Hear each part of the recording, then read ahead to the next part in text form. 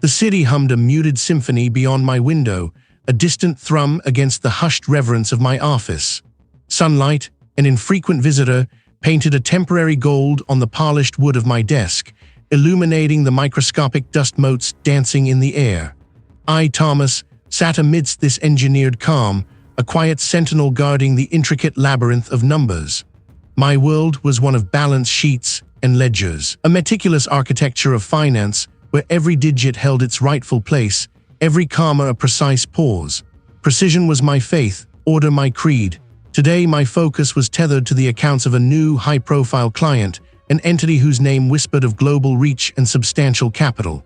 Their files, a towering stack of digital and physical paper, promised a deep dive into complexity, a challenge I usually welcomed with a quiet satisfaction. My fingers, accustomed to the rhythmic dance across the keyboard, navigated databases with an almost unconscious grace, sifting through transactions, cross-referencing figures, tracing the faint digital footprints of money. The early hours flowed like still water, a methodical review of initial capital injections, a verification of vendor payments, the steady pulse of legitimate commerce. Then, a subtle tremor. A discrepancy, faint as a ghost's whisper, caught my eye. A sum, minuscule in the grand scheme of this client's colossal wealth, appeared twice in the same ledger but with differing dates, separated by a single, inexplicable day. My brow furrowed, a familiar response to the smallest deviation from perfection. It was likely a data entry error, a human slip in the vast machinery of financial transfer. I backtracked, pulling up the raw data, the original transaction logs. The first entry, dated precisely, led to a legitimate recipient. The second, identical in amount, identical in description, vanished into a different account, one belonging to a shell corporation I'd never encountered in the client's approved network. This was not a typo. I traced the money's path again, patiently, deliberately. The shell corporation, an entity named Horizon Logistics, was a phantom. No readily available public records, no clear business activity beyond a bare-bones registration in an offshore haven. This was unusual. My fingers moved faster, a growing urgency replacing my earlier calm. I expanded my search, looking for other interactions with Horizon Logistics. And then the trickle became a torrent. Not just one duplicated transaction, but a series of them, like breadcrumbs leading into a forest I hadn't known existed. Each instance, a legitimate outgoing payment, mirrored days later by an identical sum diverted to Horizon Logistics, often from a different source account, always leaving the main client ledger appearing perfectly balanced. It was an illusion, a sleight of hand performed with numbers. The scale of it began to reveal itself, like the slow emergence of a leviathan from the deep. These weren't isolated incidents. They formed a pattern, a sophisticated loop of circular transfers, layering the origin of the funds, washing them clean through a network of phantom companies. The amounts, while individually small compared to the client's total assets, aggregated into a staggering sum. Millions, and not just from this client's ledger, I realized with a jolt, but from others I had briefly glanced at during previous internal reviews. My mind raced, connecting phantom dots, seeing the threads of a vast, intricate web. This was no accounting error. This was deliberate, orchestrated, money laundering. The words formed silently on my lips, tasting like ash. And not just any laundering, but one so subtly woven into the fabric of legitimate transactions that it would take a forensic eye, a relentless pursuit of the smallest anomaly to unearth it. My meticulous nature, usually a source of quiet pride, now felt like a curse, drawing me into something I instinctively knew was dangerous. I leaned back, away from the glow of the screen, rubbing my temples. The weight of this discovery pressed down on me, heavy and suffocating. My firm, prestigious and unblemished, was unwittingly entangled, or perhaps not so unwittingly. The thought was a venomous dart, piercing my carefully constructed world of order and integrity. Who knew? Who was complicit? Then another piece of the puzzle, a detail almost too innocuous to notice, leaped out from the digital page. Among the myriad of transactions to Horizon Logistics, one particular transfer held a unique identifier, a string of alphanumeric characters that resembled a shipping manifest code. It wasn't standard for financial transfers. Curiosity, a relentless current beneath my fear, compelled me to cross-reference it. I delved into global shipping databases, a resource rarely touched in my daily work, using the code as my key. The results materialized slowly, then with stunning clarity. The code was indeed a manifest number linked to a specific consignment. It detailed the shipment of high-value industrial components destined for a remote, desolate region. And the origin point, the logistics hub from which this particular shipment was dispatched, was clearly listed: a private air freight terminal, specifically noted as having access to a cargo plane on abandoned runway. The air left my lungs in a sharp gasp. My chair scraped against the floor as I pushed back, the sound startlingly loud in the silent office. A cargo plane on abandoned runway. The phrase echoed in my mind, stark and incongruous. Why would a legitimate, high-value shipment be dispatched from such a place? Why would this specific detail be embedded, almost like a coded message, within the financial data I was meticulously dissecting? This wasn't just about moving money, it was about moving something else. This was no longer just an anomaly in the system. My internal reporting instincts warred with a sudden, urgent sense of self-preservation. To flag this internally would be to trust the very system that had allowed this cancerous growth to flourish unseen. The decision formed, not in a rush of panic, but with a quiet, steely certainty. I couldn't walk away. I couldn't report it and hope for the best. I had to know more. I had to follow the breadcrumbs, even if they led me into the heart of the storm. My meticulous nature, my dedication to truth demanded it. I had stumbled upon a hidden world, and now I was inextricably part of its unraveling. The engineered calm of my office was a fragile veneer. The sunlight, once a comforting presence, now felt like an unwelcome spotlight, exposing the tremor in my hand as I gathered the printed sheets. My meticulous nature, usually a source of quiet pride, had become a heavy cloak of apprehension. The numbers, stark and unyielding on the page, whispered of a truth far uglier than any I had encountered in my years of dissecting corporate ledgers. A complex tapestry of shell corporations, phantom invoices, and offshore transfers, all woven with the deliberate intent to obscure the flow of dirty money. It wasn't just an anomaly, it was a carefully constructed financial labyrinth, its threads leading to a darkness I could almost taste. I thought of the sheer audacity, the intricate web that had taken weeks of relentless, solitary work to untangle. My mind, ever a calculator of probabilities and risks, began to enumerate the consequences, not just for the firm, but for the countless lives touched by such illicit wealth. This wasn't merely a discrepancy to be rectified, it was a gaping wound in the very fabric of the financial world. With a resolve that felt more brittle than brave, I rose. The polished marble floors reflected my image, a lone figure moving through the hushed grandeur of the firm, a silent testament to its power and its secrets. His smile, usually a practiced warmth, felt stretched, a thin veneer over an unknown intent. "Thomas," he said, his voice a low timbre, "do come in. To what do I owe the pleasure of this unscheduled visit?" I placed the folder gently on the corner of his vast desk, my fingers lingering for a moment, as if imparting the weight of its contents through touch. "Sir, I've uncovered some significant irregularities during my review of the Albatross Group's recent acquisition filings." He leaned back, his gaze unwavering. "Irregularities? That's rather vague, isn't it? Our firm prides itself on due diligence, Thomas. Perhaps you're seeing ghosts in the machine." His tone was light, almost paternal, yet a subtle current of dismissal ran beneath it.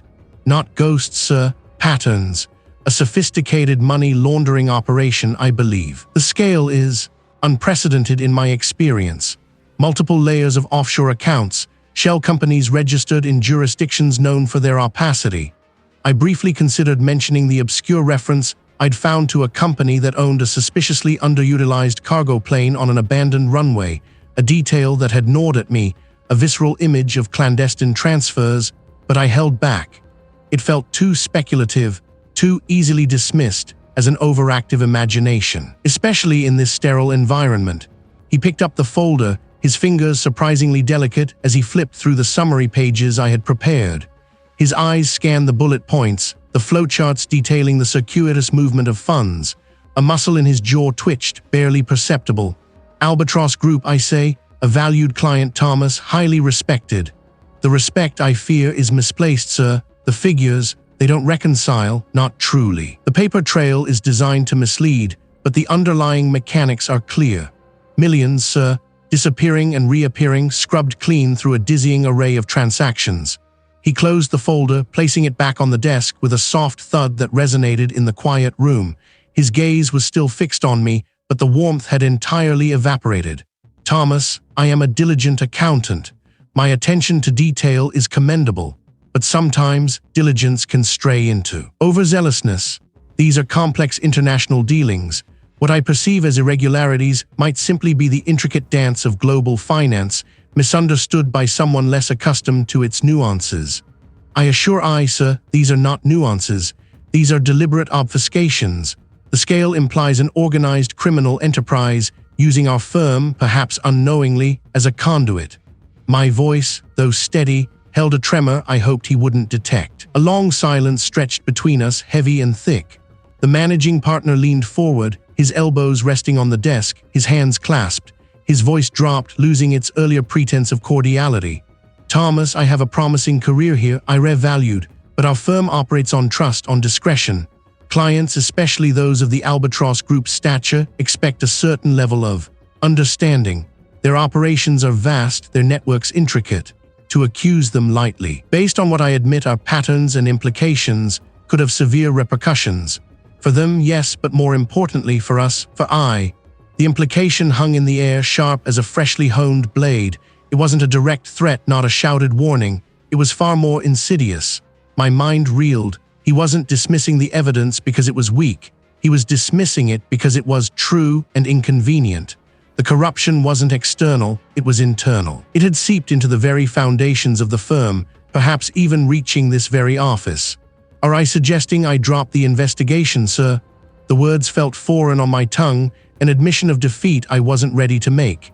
He smiled again, a thin, humorless curve of his lips. I'm suggesting I redirect my considerable talents, Thomas, perhaps a new audit, a less contentious client. A project where my meticulousness can be appreciated without causing unnecessary friction. Let's consider this matter closed, shall we?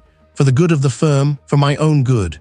My heart, usually a steady metronome, now hammered a chaotic rhythm against my ribs. The managing partner wasn't merely downplaying my findings, he was actively suppressing them. The implicit warning echoed in my ears. Stay silent or pay the price. The wait. That doesn't add up moment had arrived, sharp and clear.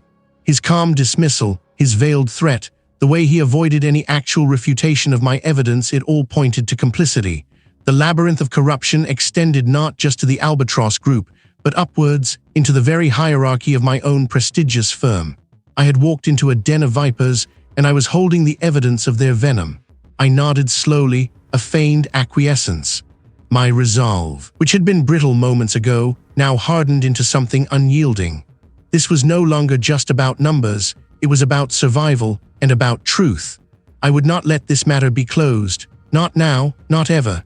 As I turned to leave, the image of that lonely cargo plane on an abandoned runway, a silent sentinel of illicit movement, flashed vividly in my mind again.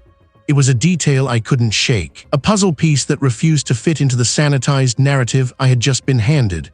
It was a secret, waiting to be unearthed. The managing partner's words, silken and sharp, continued their insidious echo within the quiet chambers of my mind.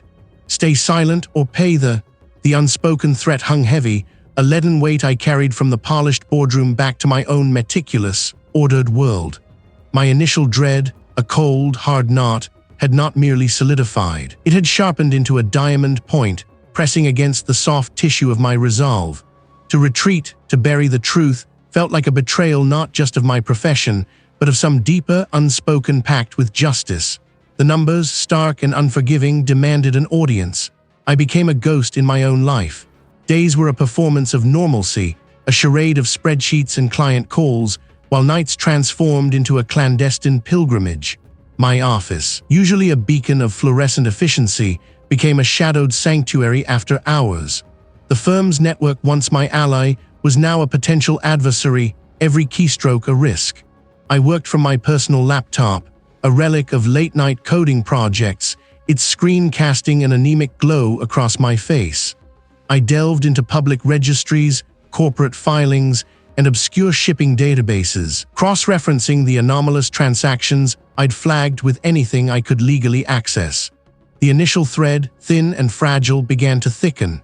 The first thread I pulled led me to a series of shell corporations, each a financial phantom, existing only on paper.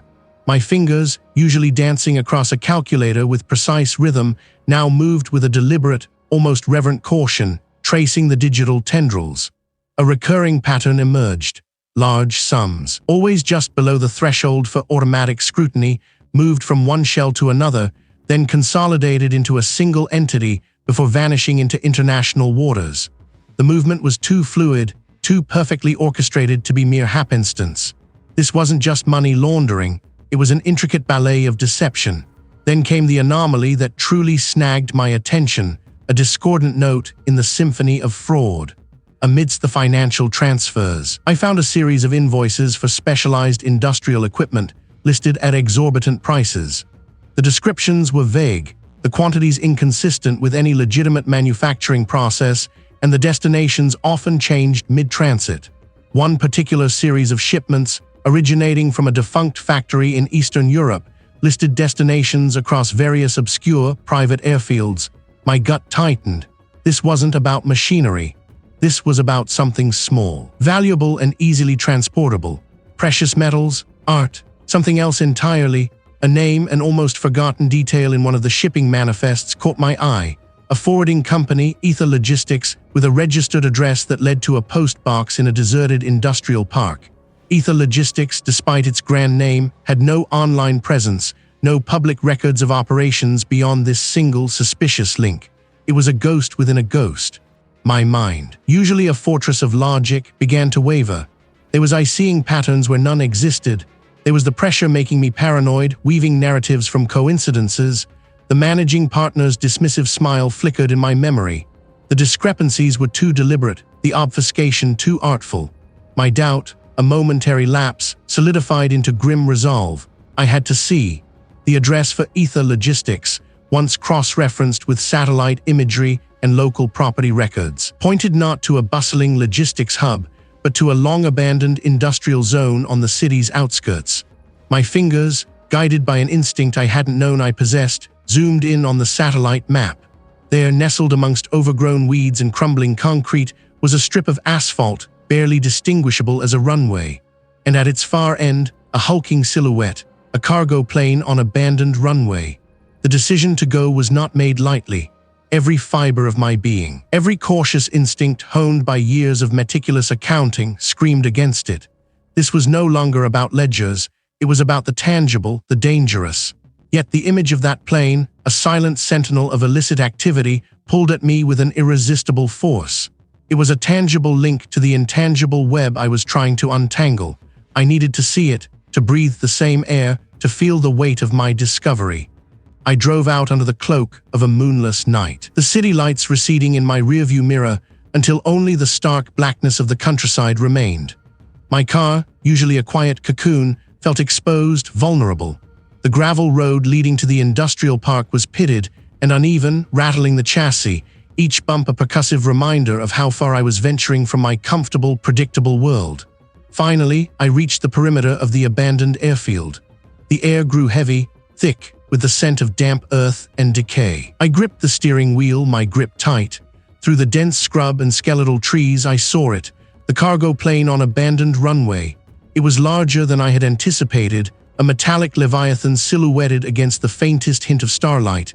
It should have been a relic, a forgotten monument to a bygone era. Yet as my eyes adjusted, I noticed something else. A flicker, a faint, intermittent light from within the belly of the plane. And then, the unmistakable glint of metal reflecting that light, moving. The numbers, the phantom companies, the vague invoices, they had coalesced into this stark, undeniable reality. I was no longer merely a forensic accountant. I was an intruder, a witness. And the figures moving within the belly of that silent behemoth were not accountants. My initial dread, a cold, hard knot, had since begun to unravel, replaced by a simmering resentment, a stubborn refusal to yield. The numbers, after all, spoke a language I understood, a truth more potent than any whispered warning. I moved my operational base, not to my firm's glass tower, but to the hushed sanctity of my home office, a space usually reserved for late-night tax season sprints and the quiet contemplation of financial forecasts. Here, amidst stacks of innocuous-looking reports, I peeled back layers of digital obfuscation, tracing the faint, almost invisible tendrils of capital as they snaked across borders, through shell corporations, and into the hungry maw of the international financial underworld. Each keystroke was a defiance, each discovered discrepancy a tiny victory. The first tremor of unease arrived with the morning's commute. I dismissed it at first as the city's random ballet of traffic, a fleeting coincidence. But the sedan reappeared, a silent sentinel outside my usual coffee shop, then again, idling near the entrance to my apartment building as dusk settled like a velvet shroud. Was it my imagination, frayed by the managing partner's veiled threats, or was I truly being watched? The doubt was a corrosive acid, eating at the edges of my resolve. A file, meticulously placed on the top left corner of my desk, was found shifted to the right, a barely perceptible displacement. The coffee mug, always handle out, now faced the wall.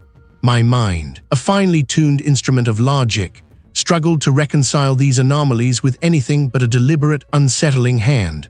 I began to check, to photograph, to log these minor infractions, a silent inventory of my unraveling piece. This wasn't just observation, it was a psychological probe, a deliberate attempt to unmoor me from the bedrock of my certainty. One afternoon, a sharp, unbidden ring sliced through the quiet of my office. I answered, my voice a wary murmur. My hand trembled as I lowered the receiver, the metallic taste of fear coating my tongue. The anonymity of the threat made it all the more potent, a faceless adversary pressing close. Despite the mounting pressure, I pushed deeper, the raw nerve of injustice overriding my fear. My latest delve into the labyrinthine ledgers pointed to a series of unusually large, perfectly timed payments, masked as logistics and handling fees, directed to a shell company registered in a tax haven known for its opacity. These payments, however, didn't correspond to any tangible goods or services I could trace. The sheer volume, the consistency, the lack of a paper trail beyond the initial transfer all screamed money laundering. And then, a small, almost hidden detail, a series of disbursements from that shell company, not to another financial institution, but to an entity simply named Airborne Solutions LLC, with a mailing address that was nothing more than a post office box in a remote industrial district. The address, coupled with the Airborne moniker, sparked a flicker of intuition.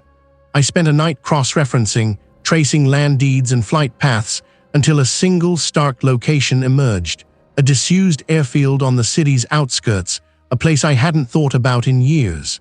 It was a long shot, a desperate gamble born of intuition and mounting paranoia. The industrial district gave way to forgotten fields, then a cracked asphalt road leading to what was once a bustling air cargo hub. Now only skeletal hangars stood guard over the silent tarmac. My breath hitched in my throat as I saw it, a colossal gray form, a cargo plane on an abandoned runway. Its metal skin gleamed faintly under the sliver of a crescent moon, a hulking, silent beast. I parked my car a discreet distance away, nestled behind a crumbling concrete barrier, and retrieved my binoculars. Through the magnified lens, I watched. Two figures, indistinct in the gloom, moved around the plane's belly. They weren't loading cargo in the usual sense. Instead, they were securing panels, welding new plates over what looked like existing access points. Then, the weight that doesn't add up moment hit me with the force of a physical blow. The plane's tail bore a faded, almost illegible registration number, painted over with a fresh, crisp one. But the old number, visible through the thin coat of new paint, wasn't just different. It belonged to a country notorious for its lax regulations, a place far removed from the flight plan I'd seen associated with Airborne Solutions. More than that, the plane's livery. I remembered a news report, months ago, about a similar plane, same livery, seized in a distant port for carrying undeclared goods. This wasn't a legitimate cargo operation. This was a ghost ship, reborn with a false identity, ready to vanish into the global ether. It was the managing partner. My stomach churned. He wasn't just covering for them, he was part of them. A sudden flash of headlights in my rearview mirror jolted me, my breath caught in my throat. They knew I was here. They had been waiting. The game had changed. I was no longer merely investigating. I was being hunted. The meticulous world I had built was crumbling, replaced by a brutal, dangerous reality. My initial dread, A cold, hazed fog had settled into a persistent hum beneath my skin. I tried to dismiss it as the bluster of a man protecting his empire, a corporate intimidation tactic. A part of me, the part that craved the predictable rhythm of ledgers and audits, desperately wanted to believe it. I watched my daughter chase a dandelion fluff across the living room carpet, her laughter a fragile bell chiming against the deepening dusk. My wife, serene, stirred a pot on the stove, the aroma of herbs and simmering broth a comforting anchor in the storm brewing within me. I clung to these moments, these domestic sanctuaries, as if they were talismans against the encroaching shadow. I told myself I was overthinking, that the managing partner's words were just a warning, a line not to be crossed. That evening, as the moon climbed, a pale sentinel in the sky, I sat with my daughter at the kitchen table, guiding her small hand through the loops and lines of her spelling homework. She finished her last word, a triumphant grin spreading across her face, and then, with the unburdened carelessness of childhood, pushed her textbook across the polished wood. From between its pages, a folded sheet of paper drifted to the table. It was a drawing, a child's rendering of our house, unmistakable in its crooked chimney and the twin oak trees flanking the porch. My heart, which I had tried to convince into a steady rhythm, faltered, but it was not the house itself that froze the breath in my throat. In the bottom right corner, drawn with a meticulousness that defied a child's hand, was a symbol, a stylized, angular dollar sign, its vertical line bisected by 3 precise horizontal strokes. It was the same symbol I had seen encrypted deep within the syndicate's hidden ledgers, a unique identifier for a shell corporation that acted as their primary conduit. My daughter had never seen it. She couldn't have. My gaze snapped to her, her innocent eyes wide with curiosity, then back to the drawing. Where did I get this, sweet pea? My voice, I noted with a detached horror, was a thin reed, utterly alien to my ears. She shrugged, absorbed in chewing the end of her pencil. Oh, the nice lady at the gates gave it to me today, said it was for good luck. The nice lady at the gates, my mind scrambled. The school had strict protocols. No unfamiliar faces were allowed to interact with the children. What nice lady? I pressed, my fingers tightening around the paper, crinkling the edges of our innocent home. Just a lady, she mumbled, already distracted by a new thought. He had really shiny shoes. Shiny shoes, it was nothing. A coincidence. A stranger, a drawing, but the symbol screamed. It shrieked in the quiet kitchen, a siren call of impending danger. The managing partner's veiled threat had just shed its disguise, revealing teeth. My carefully constructed illusion of safety shattered, splintering into 1,000 sharp shards. The blood in my veins felt less like fluid and more like molten lead, heavy and hard. I excused myself, the drawing clutched in my fist, and retreated to my study, the small sanctuary where I had first unearthed the numbers that now threatened to unravel my life. The air felt thick, suffocating. I stared at the symbol again, tracing its stark lines with a trembling finger. This wasn't a warning, it was a declaration. They had been inside my daughter's world, close enough to leave a message, close enough to... The thought curdled in my stomach. I had to fight back. I was an accountant, not a street brawler. My phone buzzed. A stark vibration against the polished surface of my desk. An unknown number. My thumb hovered, then pressed. A text message, devoid of pleasantries, appeared on the screen. The ledger is not the only thing I've opened. If I wish to understand the full weight of my curiosity, meet us where the metal birds sleep. Midnight, alone. No signature, no pleasantry. My eyes widened, and a name, or rather a place, materialized in my mind. The abandoned airfield on the city's outskirts. A forgotten expanse of cracked tarmac and skeletal hangars. A place I had driven past countless times, never giving it a second thought. A place where a dilapidated cargo plane on abandoned runway had sat, rusting for years, a monument to forgotten ambitions. Alone. My initial instinct was to call the authorities, but the managing partner's words echoed again, silencing the impulse. Internal matters. They were too deeply embedded. To involve anyone now would be to put my family in even greater peril. I was on my own. I glanced at the drawing, the innocent house, the sinister symbol. My daughter's face, etched in my memory, flashed before me.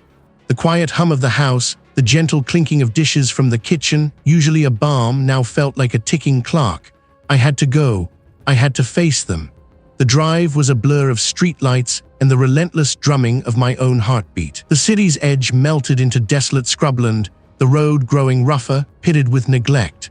The air was still, heavy with the scent of damp earth and disuse, and there it was.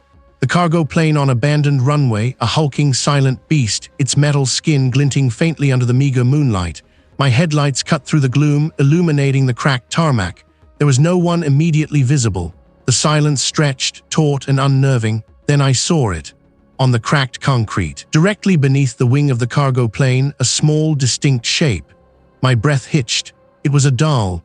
My daughter's favorite doll, a worn fabric figure with yarn hair and a missing eye. She never went anywhere without it.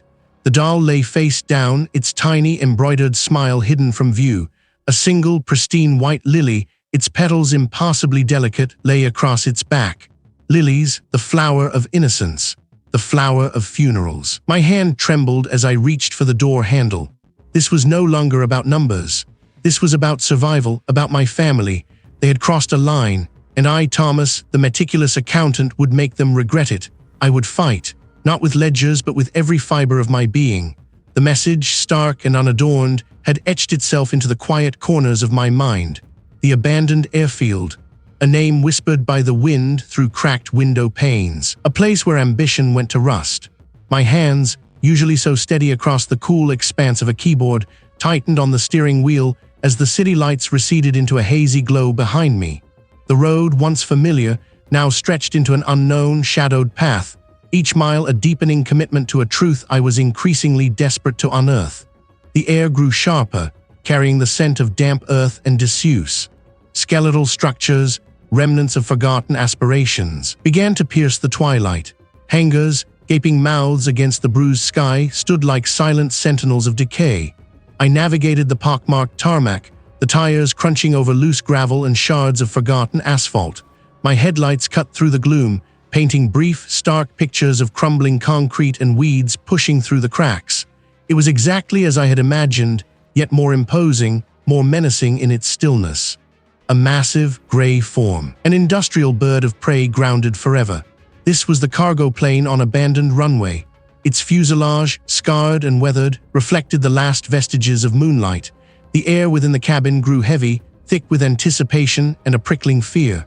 My hand hovered over the door handle, hesitant. Each breath felt like a conscious act of courage.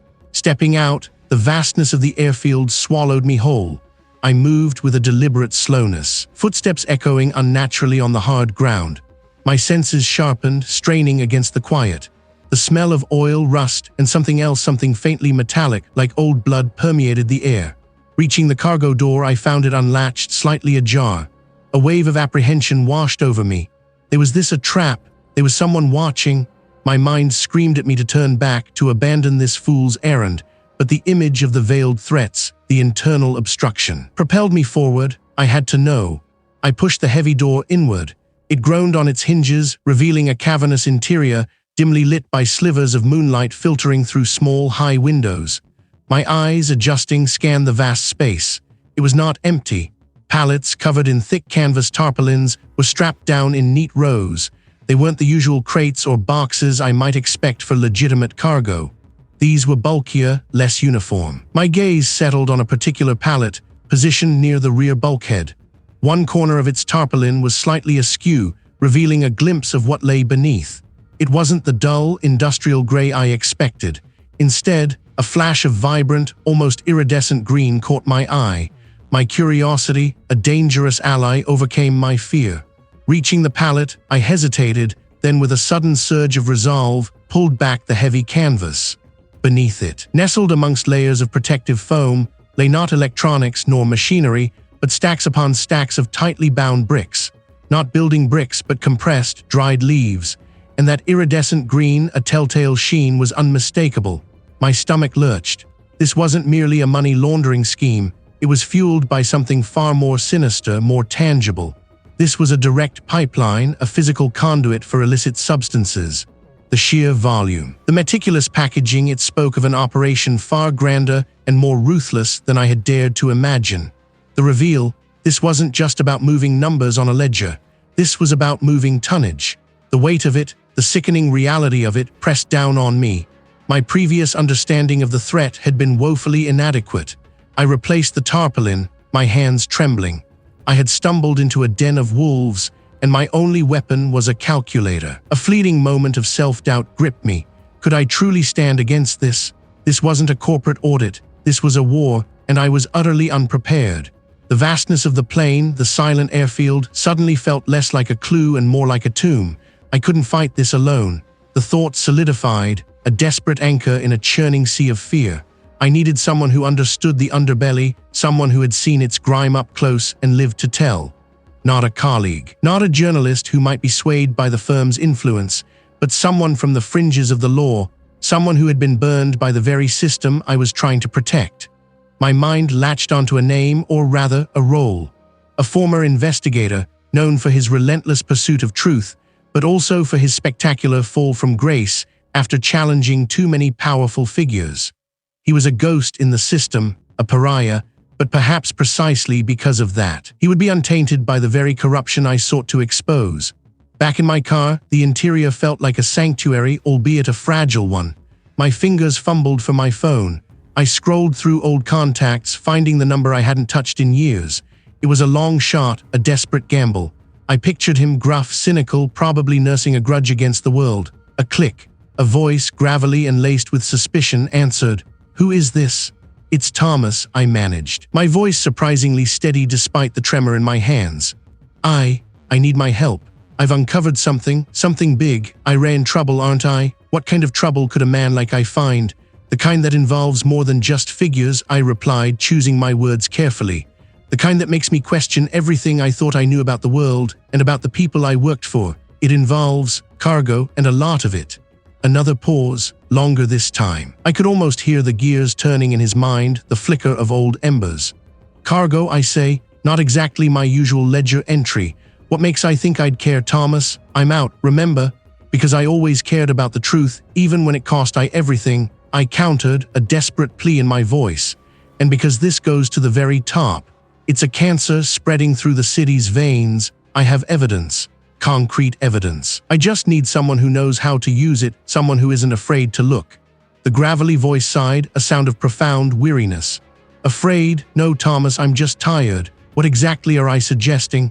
"A meeting," I pressed, urgency thrumming through me. "Somewhere safe, somewhere discreet. I can't explain it all over the phone, but if I see what I've seen, I'll understand. This isn't just about money anymore." The silence stretched, a taut wire of tension. I held my breath, the fate of my investigation, perhaps even my life, hanging in the balance. "All right, Thomas," he finally conceded, his voice devoid of enthusiasm, with a hint of something else, a flicker of professional curiosity. "But if I'm wasting my time, if this is some elaborate joke, I'll regret it. Meet me tomorrow, first light, at the old Darkside Diner, and come alone." The line went dead. I stared at my phone, a fragile hope blossoming in the desolate landscape of my fear. An unlikely ally indeed, but perhaps the only one left. The distant hum of the night, a vast, indifferent breath, seemed to press closer after the line went dead. My thumb still traced the cold glass of the phone screen, a phantom connection to the voice that had offered a sliver of unexpected grace.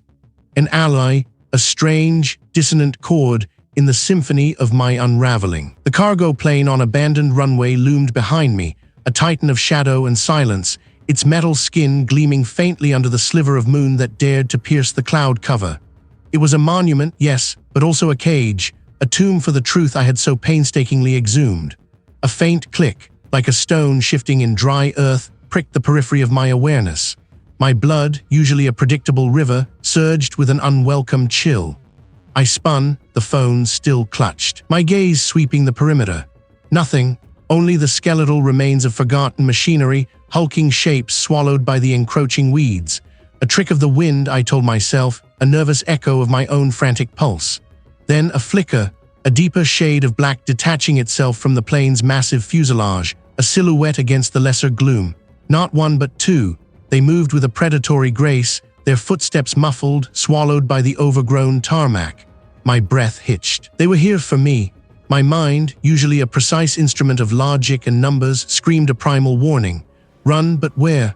The cargo plane, once a symbol of my discovery, now became my only refuge. I scrambled towards its belly, my feet fumbling over loose gravel, the metallic tang of fear sharp on my tongue. A rough forearm pinned my neck, yanking me backward into the cold metal. The air left my lungs in a ragged gasp. I thrashed, a desperate, clumsy dance against an unseen opponent. He held something in his hand, a dull gleam of metal. Not a weapon, I realized with a jolt of clarity, but a tool, a device. He was searching for something. They weren't just here for me, they were here for what I knew or perhaps for what I might have taken. I wasn't going to be led like a lamb. I bit down hard on the gloved hand clamped over my mouth. A grunt of pain, a momentary loosening of the grip. It was all I needed. I twisted, my elbow catching something soft, and broke free, stumbling towards the plane's open cargo ramp. "He's got something," the hooded figure barked, his voice carrying an unexpected accent, sharp and unfamiliar. "The chip. Don't let him near the data port." The chip. My mind flashed back to the small, unassuming device I'd found earlier, tucked away in a panel near the cockpit, an encrypted key to a labyrinth of transactions. I hadn't even realized its full significance until now. It was still in my pocket, a burning ember of undeniable truth. I scrambled up the ramp, my hands scraping against the gritty metal. I could feel the vibrations through the floor. My eyes, adjusting to the gloom, sought out any advantage. Crates, stacked high and secured with netting, formed a chaotic maze. I ducked behind a stack of what felt like medical supplies, the plastic wrapping rustling with my hurried movement. I heard them enter, their voices low, urgent. "Where is he? He's in here, he knows the layout." The second voice, the one who'd gripped me, sounded frustrated, his breathing heavy. I pressed myself against the cold metal of a crate, my heart racing, a trapped bird. My fingers, trembling, brushed against the pocket where the chip lay. It was still there. This wasn't just about my life anymore. It was about protecting this sliver of truth, this undeniable proof. The light passed, then returned, slower this time. I heard the clatter of something heavy being moved, a crate shifting. They were systematically searching. My eyes scanned the interior. There, near the rear of the cargo hold, was a smaller access hatch, perhaps for emergency egress or maintenance. It was my only chance, but getting there meant crossing open ground. A sudden noise, a grunt of effort, drew my attention. The hooded figure was trying to pry open a secured container, his back to me. He must have thought I was hiding further in. The other, the one who had grabbed me, was still sweeping his light, but his focus was also drifting towards the secured container. They were looking for something specific, something inside the plane, not just on me. This fleeting distraction was my opening. The air was thick with the dust of ages, each breath a dry rasp.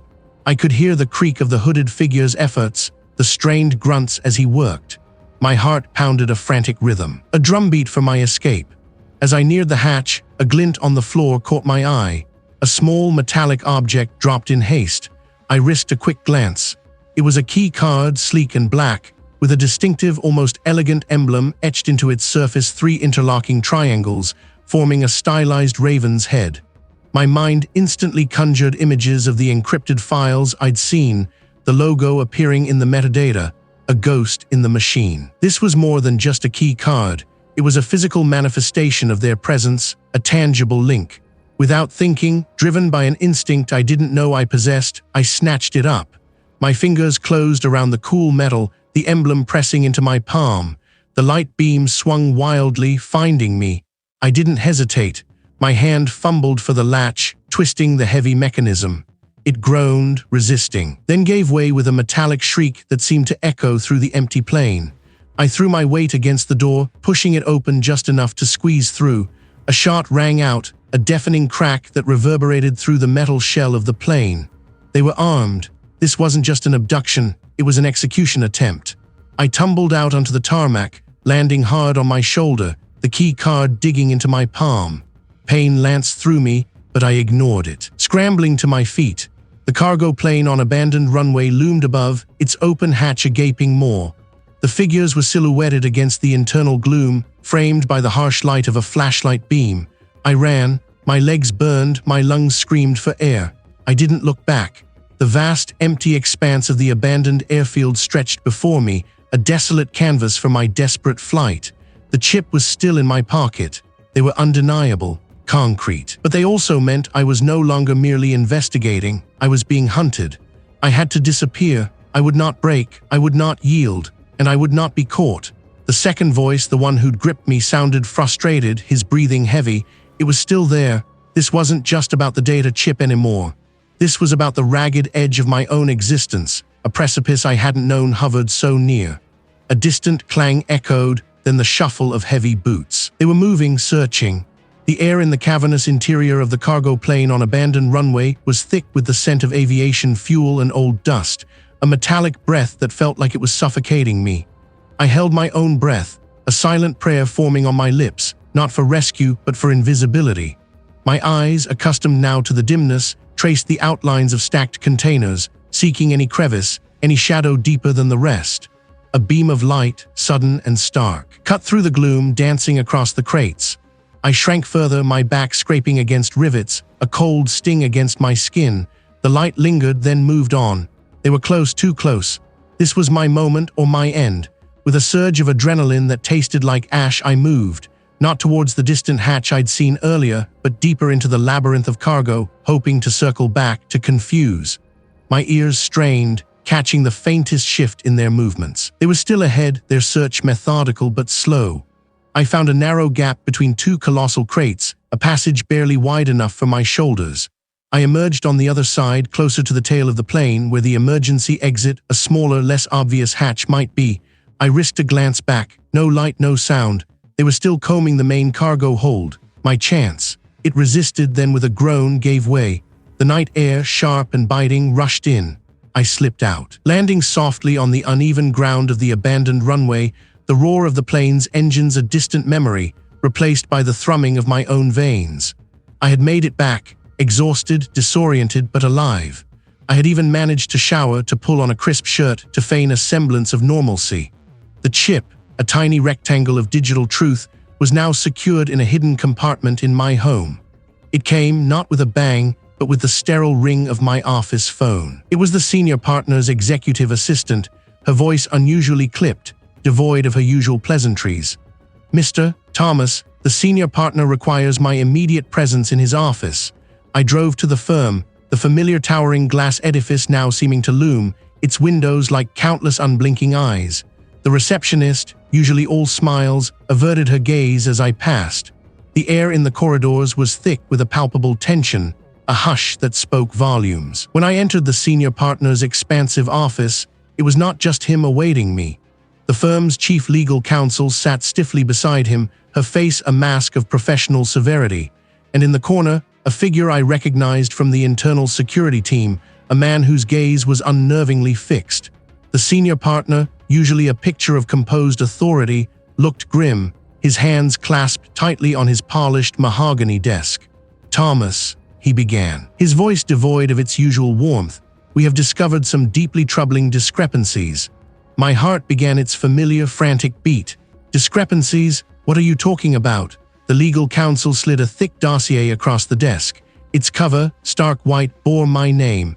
"We have uncovered evidence of significant financial irregularities, Thomas. Unauthorized transfers, offshore accounts, shell corporations, all traced back to your direct involvement." Stared at the dossier, my vision blurring. "That's impossible. Funds belonging to our most sensitive clients." He pointed to a page in the dossier, a meticulously compiled spreadsheet.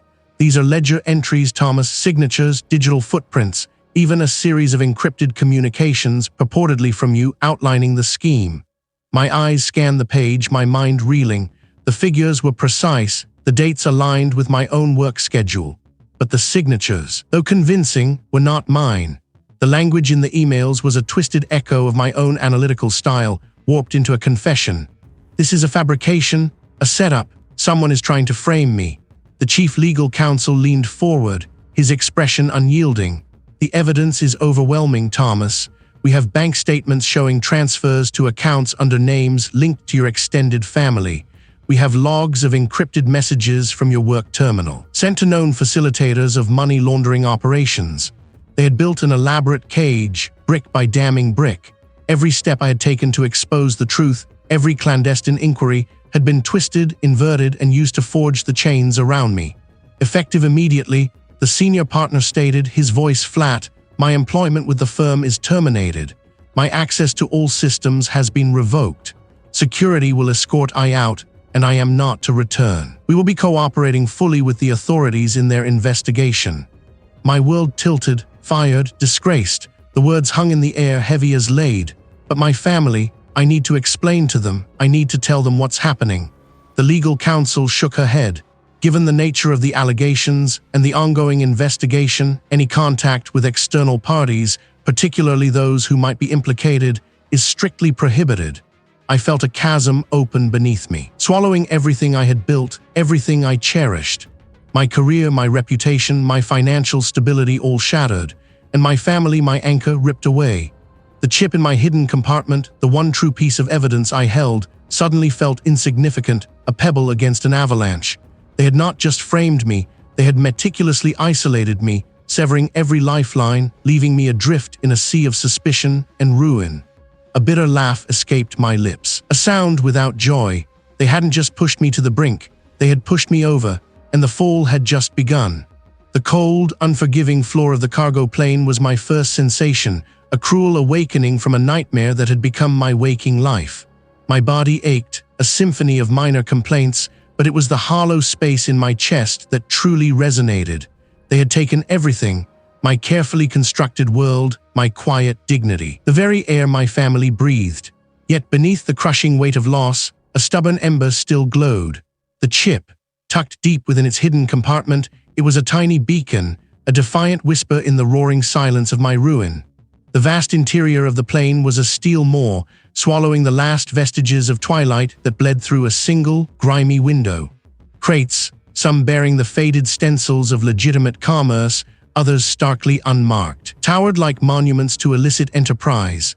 The air hung thick with the metallic tang of jet fuel and the dry dust of neglect. I was bound, my wrists chafed by rough rope, but not tightly enough to prevent observation. They wanted me to see, to understand the finality of my predicament, stranded on this cargo plane on abandoned runway. Footfalls echoed, heavy and deliberate, a rhythm of encroaching doom.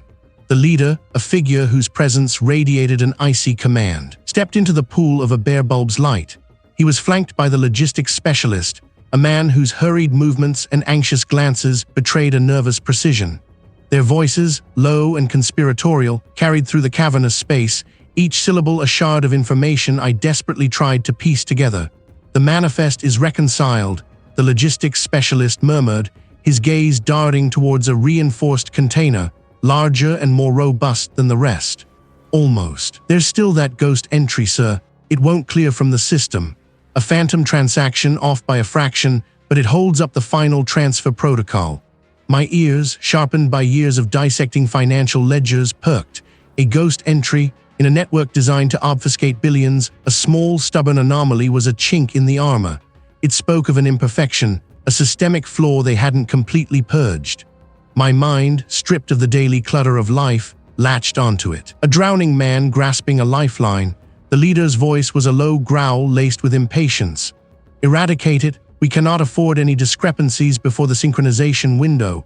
The funds must converge, flow as one, then disperse. Cleanly, seamlessly. This is the largest consolidation to date." "I've tried, sir," the logistics specialist stammered. "It's sticky, like a persistent echo. It appears in the pre-transfer ledger, but then vanishes when we attempt to finalize. Glitch perhaps in the cross-border bridge."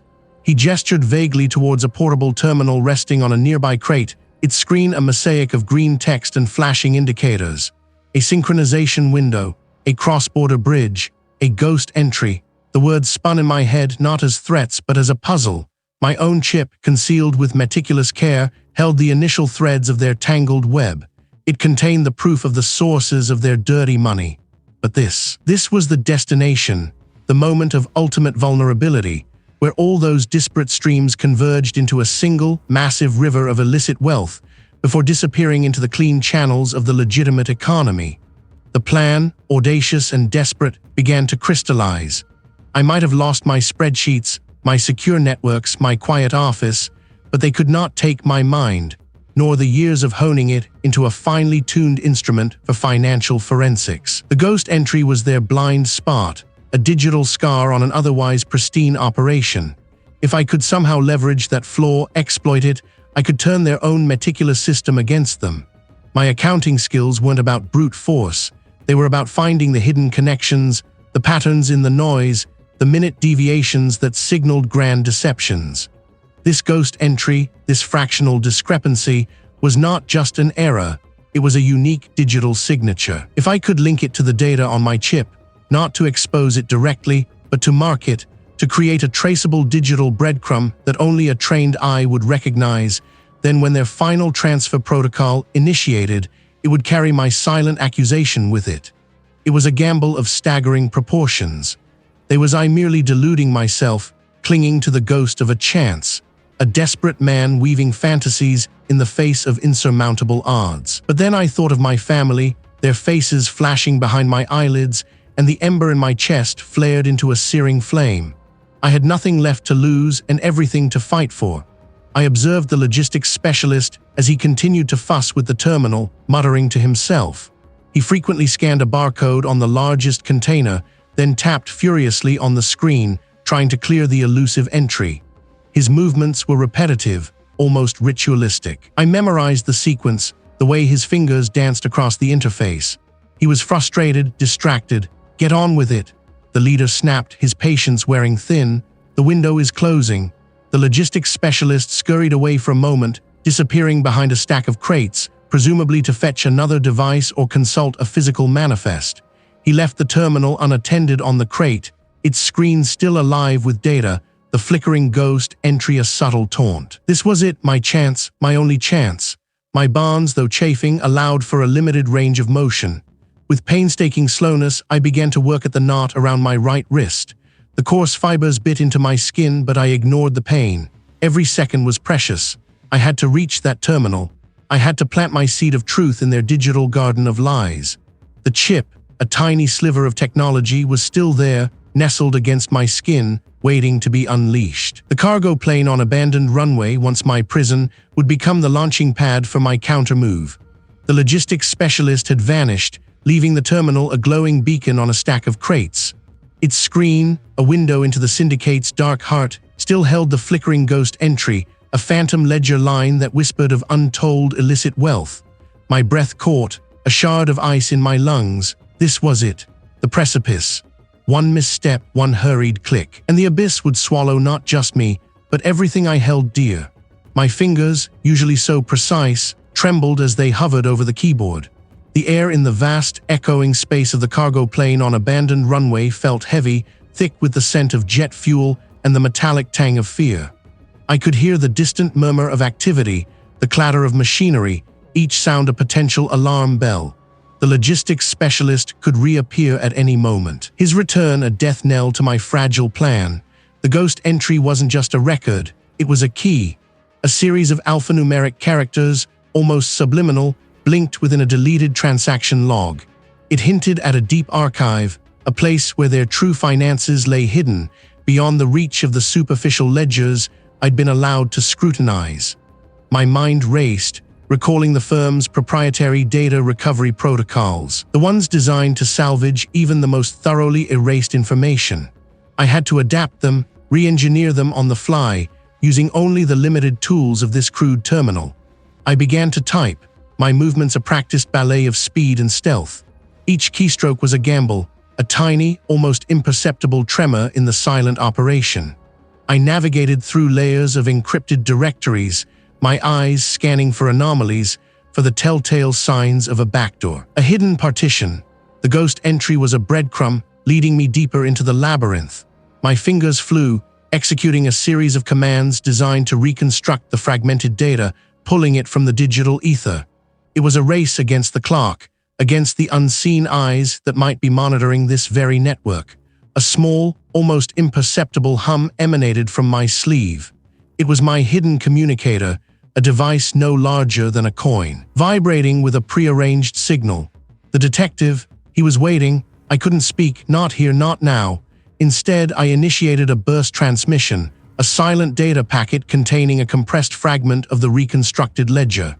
It was a proof of concept, a glimpse into the depths of their true operations, enough to confirm my suspicions and solidify the next phase of the plan.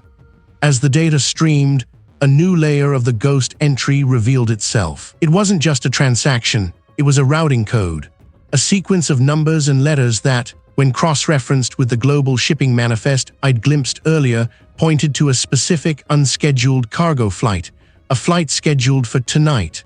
The cargo plane on abandoned runway wasn't just a drop-off point, it was a launch pad. This wasn't merely about moving money, it was about moving something else, something physical and immensely valuable. The realization hit me with the force of a physical blow. My initial calculations had been too narrow, too focused on the financial aspect alone. Wait, that doesn't add up. The sheer volume of laundered funds I'd tracked could only be explained by a commodity of extraordinary value, not just cash. Diamonds, weapons, humans. I quickly crafted a secondary burst transmission, this one containing the routing code and a cryptic alert for the public reveal. I'd set up a dead man's switch, a timed release of all my collected data, designed to go live if I failed to check in by a specific hour. But this new piece of information, this flight, demanded a more immediate, targeted exposure. I needed to ensure it reached the right channels before takeoff. I encoded a short, urgent message: Flight 734, unscheduled, midnight departure. Check manifest against true cargo. It was vague enough to avoid direct detection, but specific enough for the detective to act upon. My fingers paused, hovering over the final command. The data was there, raw and damning. I could extract more, delve deeper, but time was a luxury I didn't possess. The logistics specialist would return. I could feel it, an instinct honed by days of walking this razor's edge. And what if I was wrong? What if I had misinterpreted a crucial variable, leading the detective and myself into an even greater trap? The weight of their lives, the lives of my family, pressed down on me, a suffocating blanket of doubt. Could I truly outwit such a ruthless, entrenched adversary? I was a forensic accountant, not a spy. A tremor ran through me, a fleeting moment of paralysis. No, there was no turning back. The path was chosen, the die cast. My gaze hardened, sweeping over the terminal screen one last time, ensuring no digital footprints were left behind. I executed the final data transfer, a clandestine siphon of critical files into my own hidden device, a small, encrypted drive tucked deep within my pocket. Then, with a practiced series of keystrokes, I reversed my actions, meticulously restoring the terminal to its original state, erasing any trace of my intrusion. The ghost entry flickered once more, then vanished, swallowed by the system. Just as my fingers left the keys, a shadow fell across the crates, the logistics specialist. He reappeared, his gait heavy, a new manifest clutched in his hand. His eyes, though weary, swept over the terminal, then over me, a brief, assessing glance. My breath hitched, a silent scream caught in my throat. Had he noticed? Was there something in my posture, a lingering tension in the air? I forced myself to straighten, to adopt an air of bored waiting, my heart threatening to burst through my ribs. The cargo plane on abandoned runway hummed around us, a predatory beast waiting to take flight. The trap was set. Now I just had to survive it. The terminal's screen pulsed, a feverish heartbeat in the cavernous silence. That flickering line, a phantom whisper of immense, unrecorded wealth, burned itself into my retina. My breath, a shard of ice in my lungs moments before, now thawed into a furious resolve. The logistics specialist had evaporated, leaving behind not just a machine but a key. This wasn't merely a ledger entry, it was the final stitch in a shroud woven from illicit gains, pointing to a destination, a final flight of stolen fortunes. My fingers, guided by an instinct honed by months of clandestine digging, danced across the keyboard. I wasn't just copying data, I was carving out a truth, extracting the marrow from the syndicate's bone. Every byte transferred felt like a small victory, a chip knocked from their impenetrable facade. The terminal held flight manifests, coded shipping containers, and a departure time barely an hour hence. The destination, a forgotten airstrip, a clandestine rendezvous point for their final audacious move. The name of the plane, a heavy-lift cargo carrier, was etched into the digital scroll, alongside a precise set of coordinates. My mind raced, a whirlwind of calculated risks and desperate hopes. This was it, the culmination, the place where the numbers I had chased through spreadsheets would collide with flesh and blood. Doubt, a venomous serpent, tried to coil around my resolve. What if I'm wrong? What if this is a trap? But the image of my family, their faces etched with innocent trust, galvanized me.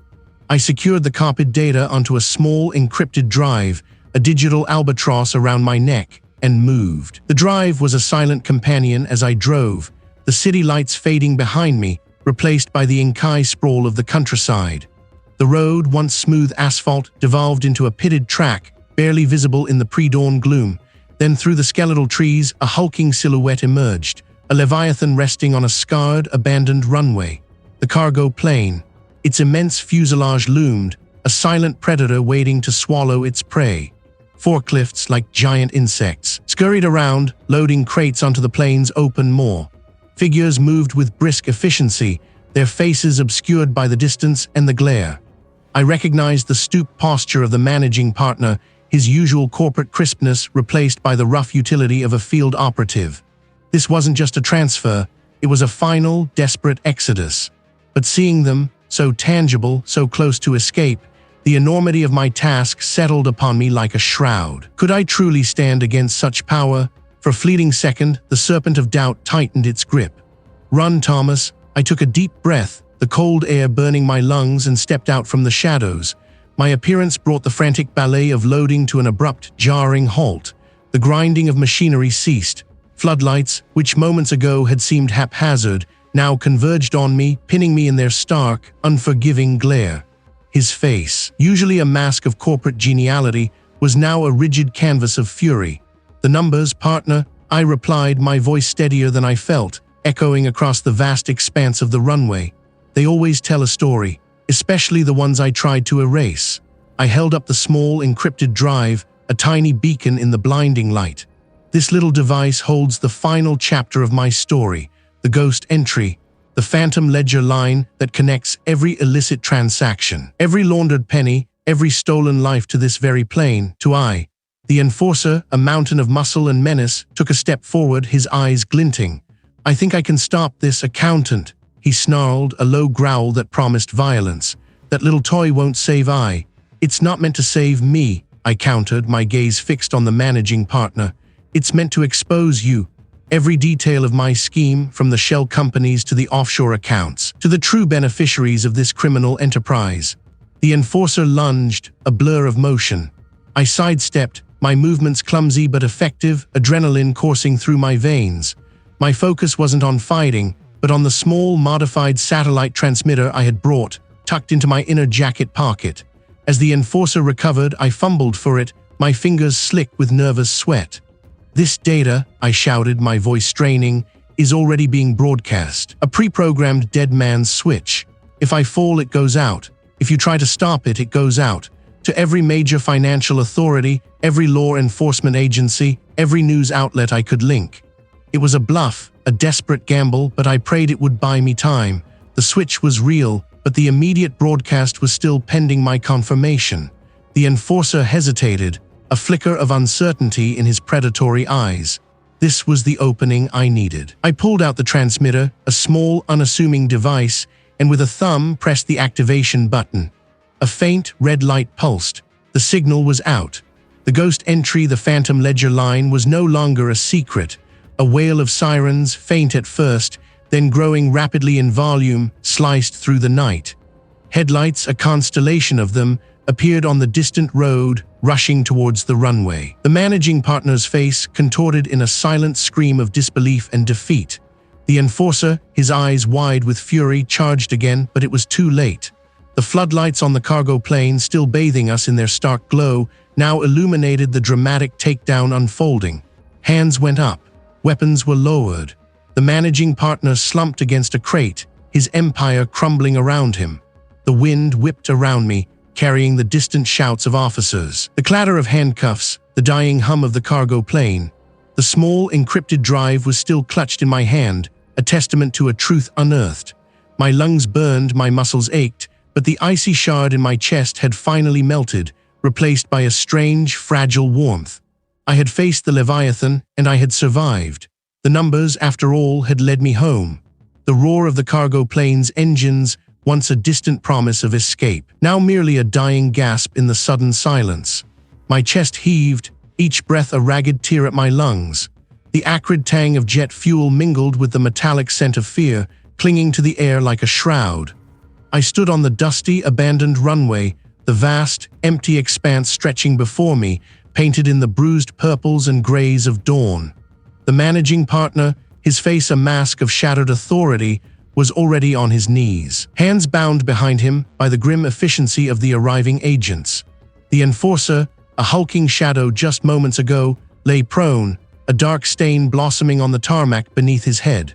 My own movements felt sluggish, my limbs heavy as lead, as if gravity itself had decided to multiply its hold on me. The flashing strobes of emergency vehicles cut through the pre-dawn gloom, painting the scene in a frantic, stuttering light. Figures in tactical gear swarmed the cargo plane, their voices crisp commands that sliced through the lingering echoes of the struggle. My eyes, still wide with a primal vigilance, scanned the periphery, searching for any movement, any lingering threat, even as I knew the immediate danger had passed. A hand, firm but gentle, rested on my shoulder. I flinched, a jolt of raw nerves, before turning to face the detective. His face, usually a study in weary resignation, now held a flicker of something akin to respect, or perhaps just grim satisfaction.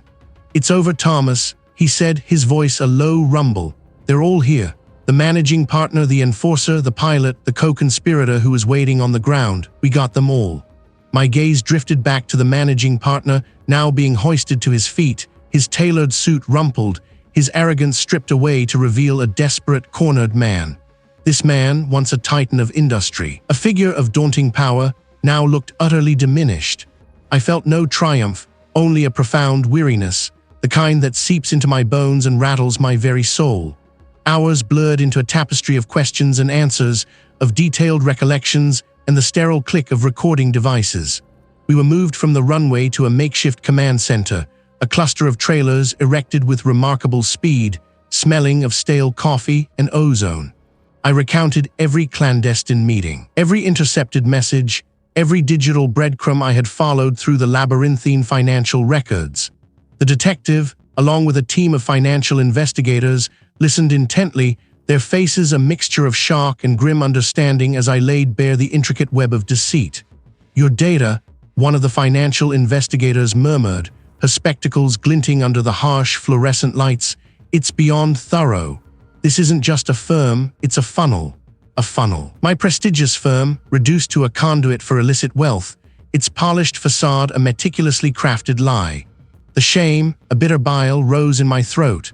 I had spent years, a lifetime almost, building a career within those walls, believing in the integrity of the institution. To see it unraveled, exposed as a rotten core beneath a gleaming shell, was a wound that cut deeper than any physical blow. News began to leak, then to erupt. By midday, my phone, which I had retrieved from the detective, vibrated with a relentless urgency. My name, once whispered in hushed tones of professional admiration, was now splashed across headlines, intertwined with words like scandal, arrests, and money laundering. The firm, my old firm, was collapsing under the weight of its own venality. The prestigious name, once a beacon of trust and financial acumen, was now a byword for corruption, its reputation incinerated in a single, devastating conflagration. I watched a news report on a small, grainy television screen in the command center's common area. A reporter, breathless and wide-eyed, stood before the familiar glass tower, now besieged by flashing cameras and the somber faces of law enforcement. And then, a fleeting image of me, a blurry photo from some old firm event, juxtaposed with the headline, "Whistleblower Uncovers Massive Syndicate." A strange mix of emotions swirled within me. Vindication, yes, a sweet, clear note amidst the discord, but also a profound sense of loss. My career as I knew it was shattered. The meticulously constructed edifice of my professional life lay in ruins. What did a forensic accountant do after tearing down his own firm? The future stretched before me, a vast, uncertain expanse, as empty and daunting as the runway had seemed just hours before. The cost of truth, I was learning, was not merely measured in danger, but in the slow, grinding erosion of everything familiar, everything safe. The detective approached, holding a steaming mug which he offered to me. "Coffee, Thomas." He leaned against the metal frame of the trailer door, his gaze distant. "Deeper than we initially thought. Your evidence led us to a network of shell corporations we'd been chasing for years. The managing partner was more than just a facilitator. He was a key architect in their financial architecture. With him gone, and with the data you provided, we're seeing other dominoes fall across multiple continents. A major blow, Thomas, a very major blow to the syndicate's operational capacity." He paused, then added, But these things, they're like hydras, cut off one head and another tries to sprout. We've crippled this branch, but the roots run deep. We're still tracking the funds, still identifying the players at the very top.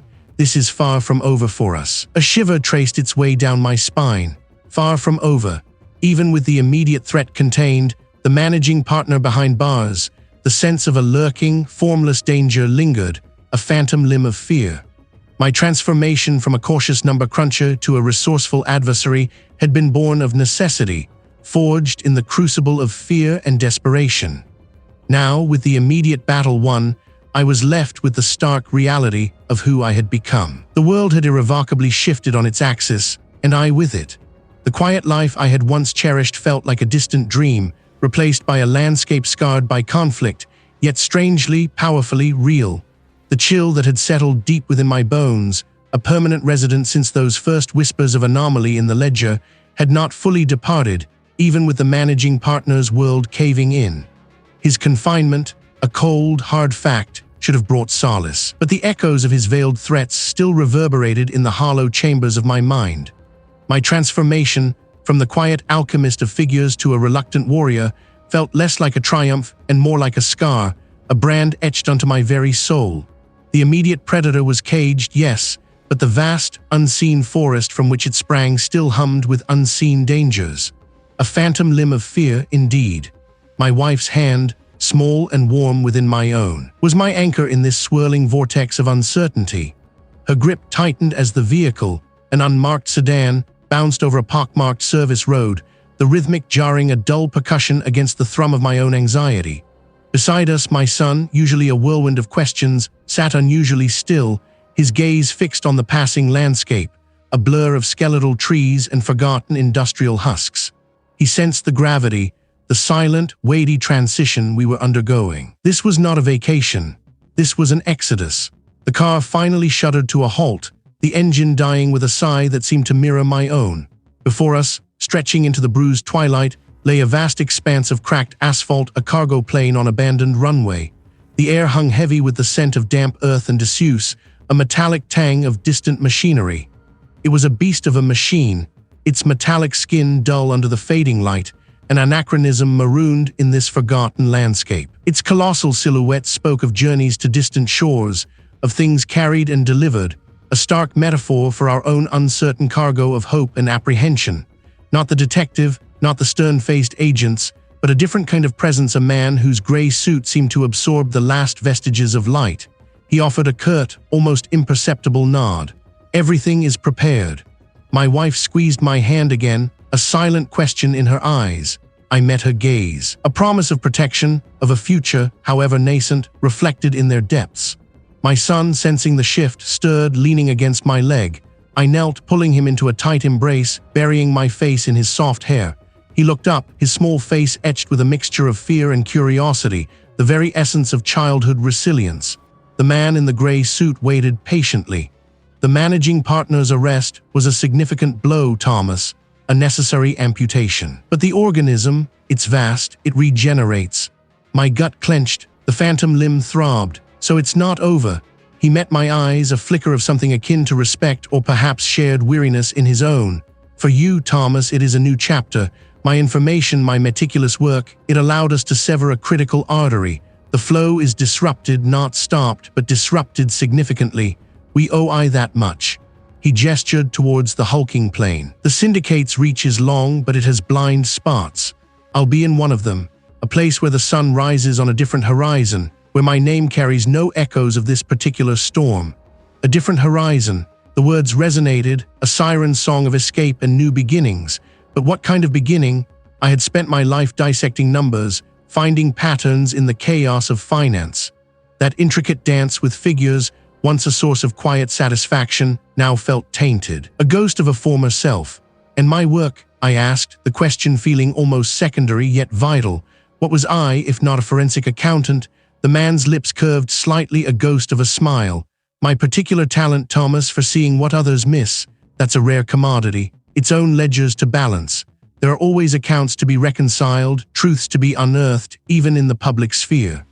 He paused, letting the implication hang in the crisp night air. "We could use someone like I, someone with my Resolve asterisk. A new purpose, but perhaps something quieter, more impactful, a different kind of balance sheet where the currency was justice, not profit.